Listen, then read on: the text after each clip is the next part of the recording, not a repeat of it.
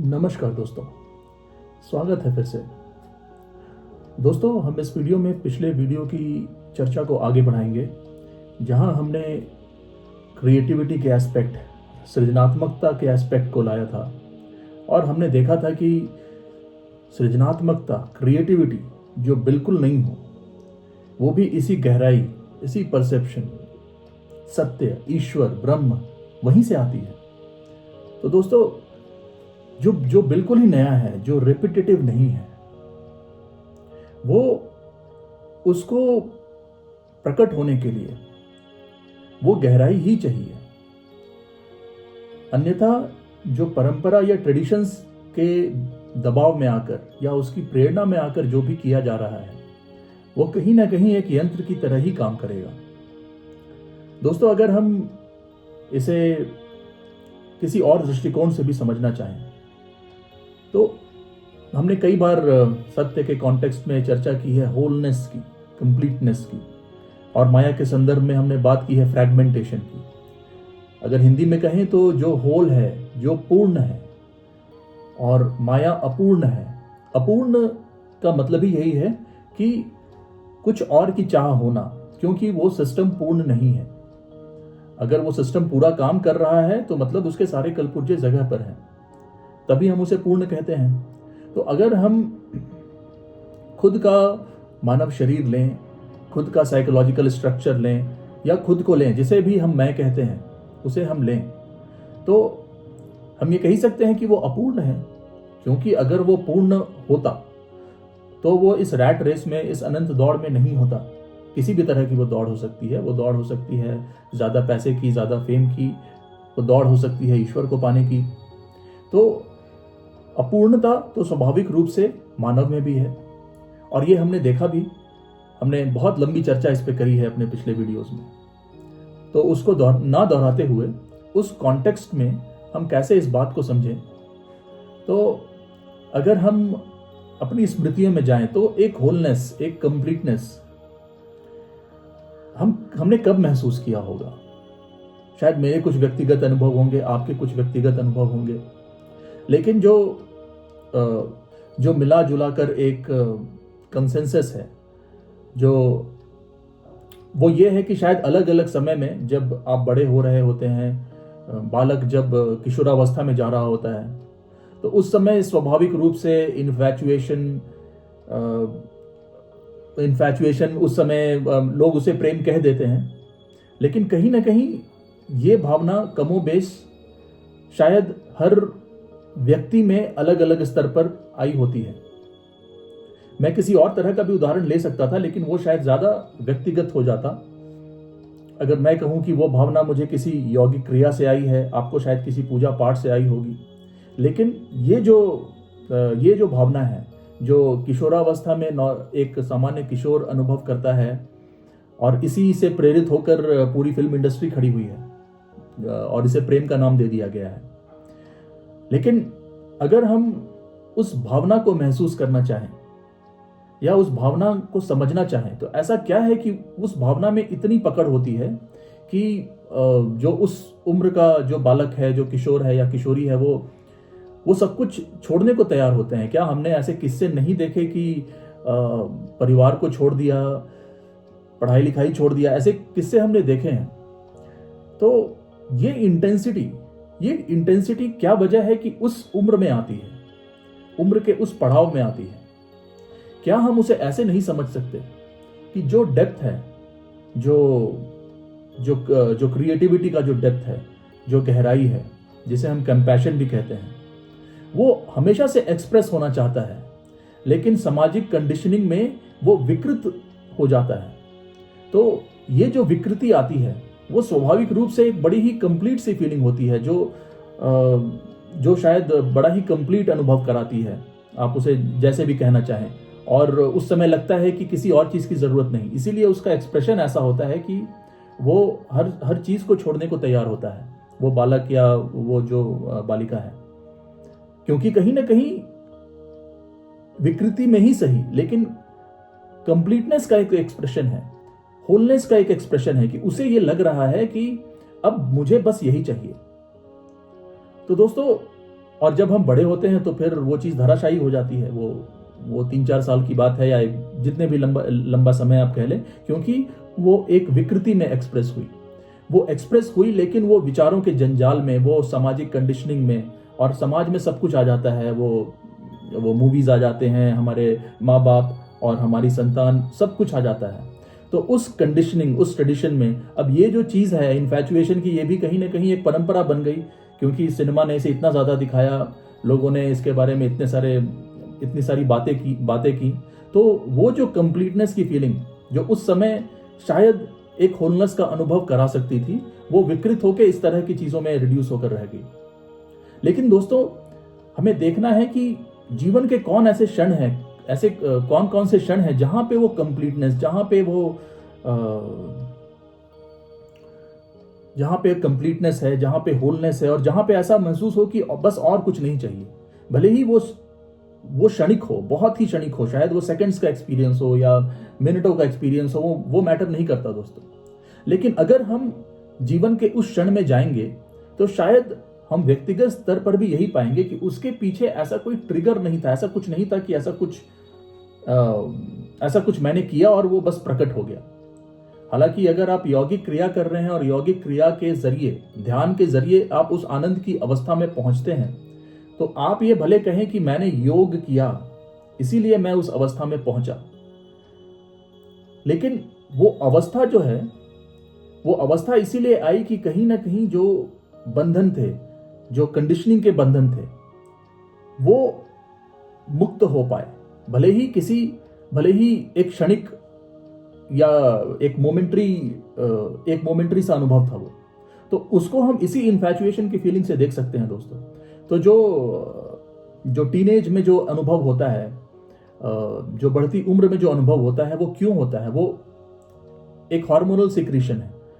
जब हम बालक से युवावस्था की जो बीच की जो पीरियड होती है, उसमें तरह तरह के हार्मोनल सिक्रीशंस होते हैं जो विज्ञान हमें बताता है, और उन हार्मोनल सिक्रीशंस की वजह से इस तरह की भावनाएं प्रकट होती हैं।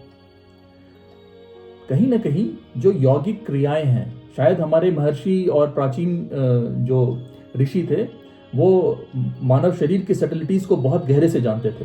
शायद इसीलिए इस तरह की यौगिक क्रियाएं विकसित हो पाई।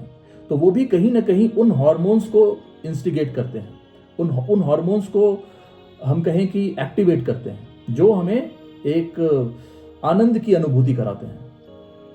ये ठीक वैसा ही है जैसा स्वाभाविक रूप से हम आनंद की अनुभूति किए होंगे या आज किशोरावस्था में बच्चे करते हैं, वो उस हार्मोनल सिक्रीशन की वजह से है, उस हार्मोन की वजह से है। और यही हार्मोनल एक्टिविटी उस यौगिक क्रिया से भी एसोसिएटेड होती है। और ये पूरी तरह एक साइंटिफिक प्रोसेस है, एक मैकेनिकल प्रोसेस है। अगर आप शांति का अनुभव कर रहे हैं तो वो एक बायोलॉजिकल प्रोसेस है। भले ही मुझे वो किसी तरीके से आया हो सकता है मैंने बहुत ज्यादा पार्टी कर ली, कोई ऐसे भी आप व्याख्यान सुनेंगे जहां पे लोग कहते हैं कि उन्होंने ड्रग लिया और ड्रग लेकर उन्हें ऐसी अनुभूति हो गई। और इन्हीं चीजों को जब ट्रेडिशन में बना दिया जाता है तो वो बड़ा ही विकृत रूप ले लेते हैं। वो विकृति में कहते हैं कि नहीं, अब तो हम नशा करेंगे ईश्वर तक पहुंचने के लिए, और ऐसे भी कल्ट विकसित हो गए। तो दोस्तों, यही होता है जब हम उस आनंद को, उस कंप्लीटनेस को ट्रेडिशन से कैप्चर करना चाहते हैं तो वो हमेशा ही किसी न किसी तरह से विकृत हो जाती है। वो विकृति शायद अभी हमें समझ ना आए, बाद में समझ में आए। जैसे कि नशा करके, ड्रग लेकर हम ईश्वर तक पहुंच जाएंगे, यह स्पष्ट रूप से विकृति है जो आज हमें दिखती है। लेकिन ये सोचना कि मैं नियमित रूप से सुबह कोई पूजा पाठ कर लूं, कोई मंत्र जाप कर लूं और फिर मैं ईश्वर तक पहुंच जाऊंगा, इसकी विकृति शायद उतनी स्पष्ट नहीं होती। लेकिन शायद ये स्पष्ट तब होगी जब सालों तक, महीनों तक और पता नहीं शायद जन्मांतरों तक वही काम हम मैकेनिकली करते रहें, लेकिन सत्य का कोई अता पता ना हो, तब शायद इसकी विकृति स्पष्ट होगी। जे कृष्णमूर्ति इस बारे में एक बहुत ही अच्छा किस्सा सुनाते हैं। वो बताते हैं कि भारत का कोई जज था, वो जजमेंट प्रोनाउंस करता था, लेकिन उसके मन में ये बड़ी पीड़ा रहती थी कि मैं जजमेंट देता हूं इस आधार पे कि सत्य क्या है, लेकिन क्या मैंने कभी सत्य को समझा है? तो ये सवाल उसे इतना परेशान करता है कि वो 25 साल सन्यासी हो जाता है और 25 साल तक वो सन्यास के जीवन में रहता है। और फिर एक बार वो जय कृष्णमूर्ति से मिलने आता है और वो जय कृष्णमूर्ति से कहता है कि सर, आप बिल्कुल सही कहते हैं, मैंने 25 साल लगाए अपनी बहुत ही हाई प्रोफाइल जॉब, एक जज का हम जानते हैं कि क्या रुतबा होता है समाज में, उसको छोड़कर मैंने 25 साल लगाए सत्य को खोजने में। लेकिन आप बिल्कुल सही कहते हैं, उसे खोजा ही नहीं जा सकता। और फिर वो शायद जय कृष्णमूर्ति कहते हैं कि वो उनके सामने कभी नहीं आया। तो दोस्तों, किसी तरीके से, किसी ट्रेडिशन से, भले ही उसकी विकृति आज स्पष्ट न हो, लेकिन कभी ना कभी वो स्पष्ट हो जाएगी। तो सत्य वही है जहां कंडीशनिंग नहीं है, और जहां कंडीशनिंग नहीं है वहां हमेशा ही नई चीज आती है, क्रिएटिविटी आती है। जैसा कि हम आनंद की भी जो अनुभूति कह रहे हैं कि ऐसा नहीं है कि वो आनंद हमने प्रैक्टिस किया है। अगर हमने किसी भी उम्र के किसी भी पड़ाव पर किसी भी वजह से आनंद की अनुभूति की है, तो वो क्रिएटिविटी का ही, सृजनात्मकता का ही उदाहरण है, क्योंकि वो बस प्रकट हो गई। शायद उसका ट्रिगर कहीं से आया हो, लेकिन वो बस प्रकट हो गई। और वो प्रकट कहां से हुई दोस्तों? वो इसी गहराई से प्रकट हुई है, इसी सत्य से प्रकट हुई है। लेकिन हमने उसे कंडीशनिंग के जाल में, ट्रेडिशन के जाल में बांध दिया, तो फिर वो क्षणिक होकर रह गई। इसीलिए जो चीज स्वाभाविक है, जो लव, जो कंपैशन आउट ऑफ टाइम है, जो सृष्टि के कण कण में विद्यमान है, वो हमें, हमारे लिए बहुत ही क्षणिक अनुभूति होती है, क्योंकि उसे हम विचारों में, ट्रेडिशन में, अपने कॉन्शियस अनकॉन्शियस में बांधना चाहते हैं, समेटना चाहते हैं। जो पूर्ण है उसे समेटा नहीं जा सकता, जो पूर्ण है उसे सीमा में नहीं बांधा जा सकता। ऐसा नहीं हम कह सकते कि मैं प्रेम प्राप्त कर लूंगा। प्रेम तो है, उसमें तो बस समाया जा सकता है, उसमें बस डूबा जा सकता है। तो दोस्तों, इसी तरह की भावना किसी भी, अगर हम प्रॉपर पौराणिक ग्रंथ देखें तो इसी तरह की भावना निकल कर आती है। और हम सीधे ये बातें नहीं कहकर हम तार्किकता के जरिए लॉजिकली इन चीजों तक पहुंचना चाह रहे हैं।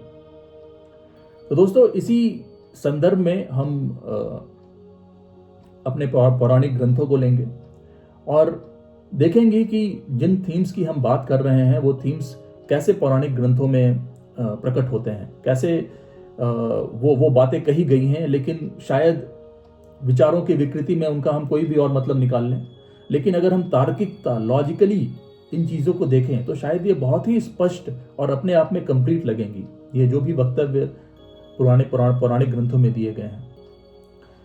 तो दोस्तों, पहला जो हमारा थीम है कि क्या परसेप्शन, सत्य हम जो भी कहें, लव, कंपैशन, क्या वही सृजन है, वही क्रिएटिव है, वही क्रिएटिविटी है?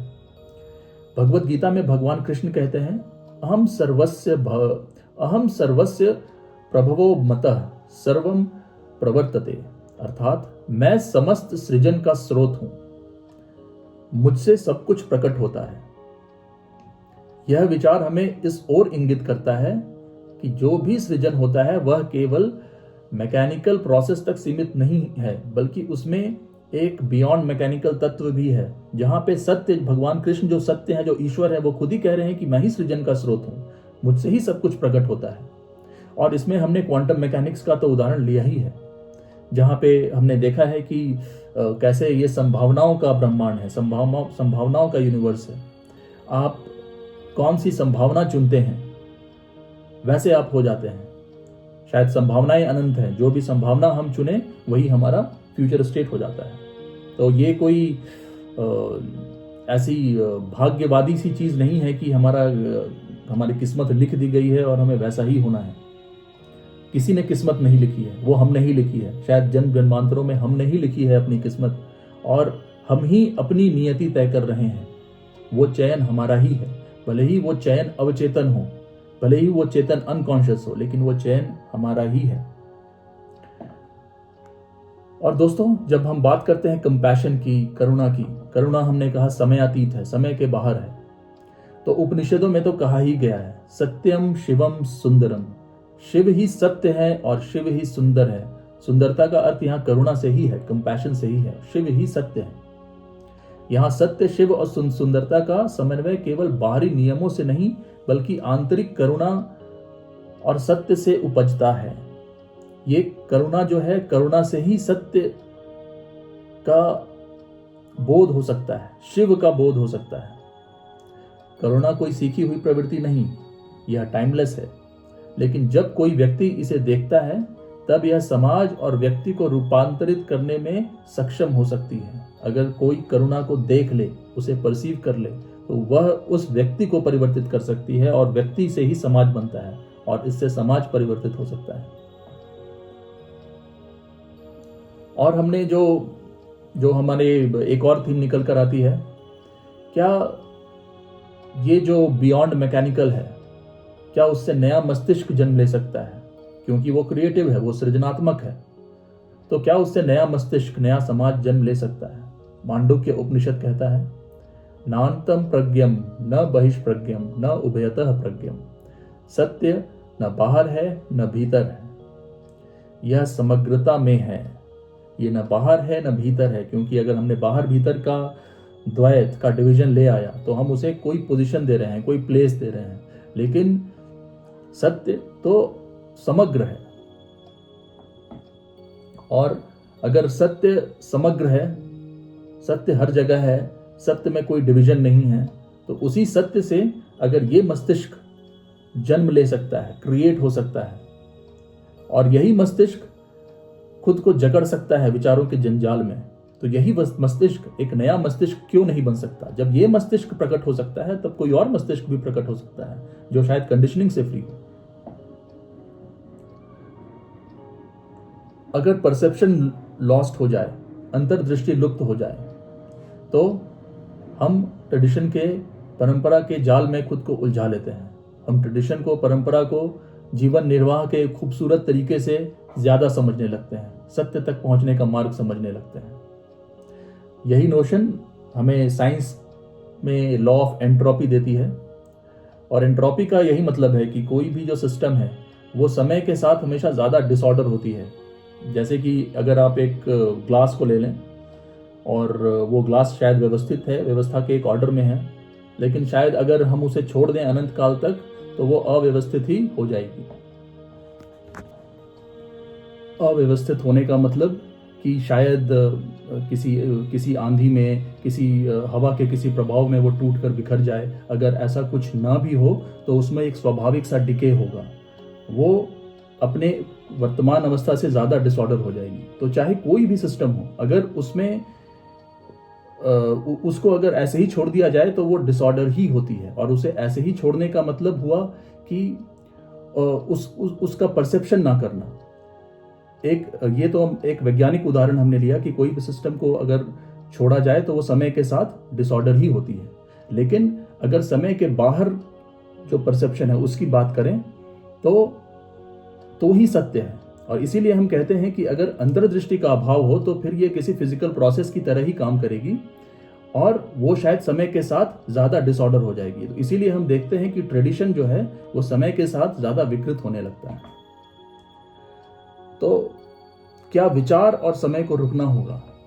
इसका भी कॉन्टेक्स्ट भगवत गीता में है। शनैः शनैः रूप रमेद बुद्धया धृति गृहीतया, अर्थात विचार धीरे धीरे समाप्त होता है जब व्यक्ति आत्मज्ञान की ओर बढ़ता है। तो भगवत गीता में भी कहा गया कि आत्मज्ञान की ओर अग्रसर होने से विचारों की जो प्रवृत्ति है वो स्वतः ही समाप्त होने लगती है। विज्ञान में तो हमने इसका कॉन्टेक्स्ट देखा ही है ऑब्जर्वर इफेक्ट में, कि चीजों को ऑब्जर्व करने से उनकी प्रकृति बदल जाती है। दोस्तों, इसी कॉन्टेक्स्ट में हमें डायरेक्ट कॉग्निशन या प्रत्यक्ष ज्ञान की बात करनी चाहिए।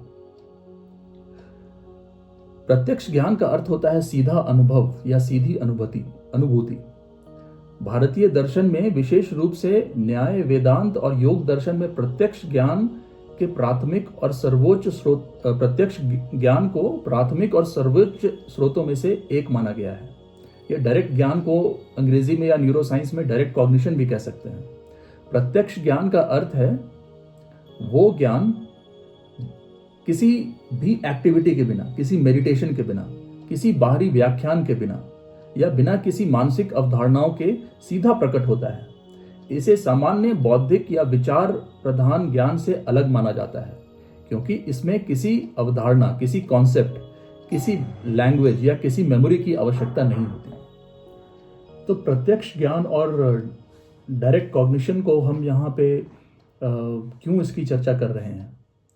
तो अगर हम देखें कि यदि मैं दूसरों की बात सुनूं और उसमें निहित सत्य को देखूं, उसकी तर्क